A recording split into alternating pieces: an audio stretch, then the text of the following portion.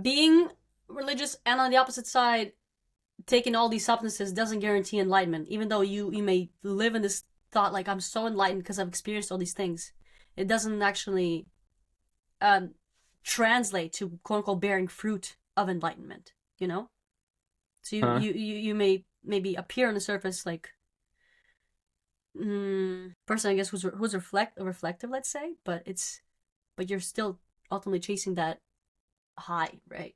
Exactly. Yeah. Chasing something. Yeah. Outside yourself. The psychedelics specifically, those aren't like, those themselves don't hold the code. It's, it's the code already exists. They Yeah. just open up our perception to recognize it. So like the fruit of enlightenment thing that you're talking about. Yeah, I think there's a huge potential for people to get the fruit of enlightenment through the use of psychedelics. But the psychedelic itself is not the thing that brings us that fruit. You could also get the fruit from enlightenment by sitting with yourself for a long period of time, breath work, going on a good You could get jog. high from just like oxygen. Yes, literally.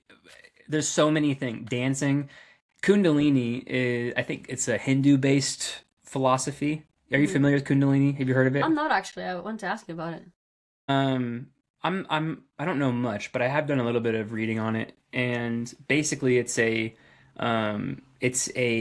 philosophy around creative energy. Yeah, humming, mantras, but it's around the energy of life or creation, and they use this symbolic like helix type snake like energetic coil that goes up the spine, and as this energy goes up the spine through the nervous system, there are different like energy points or chakra points. Joe Dispenza calls them energy points. Hmm. That resonates more with most people, but chakra. I want to go to one of his events. I know Me people. too. Me Pe- too. That'd be so fun. can we go together? Let's Well, if we go. find a way, like that would be so awesome. It would be. Yeah, that's one of my life goals for sure to go to one of his events. Yeah, But yeah, anyway, long story I have to short, read his book. which one? I just remember that there was the one that has the chart in it, like, and that has lust on the bottom.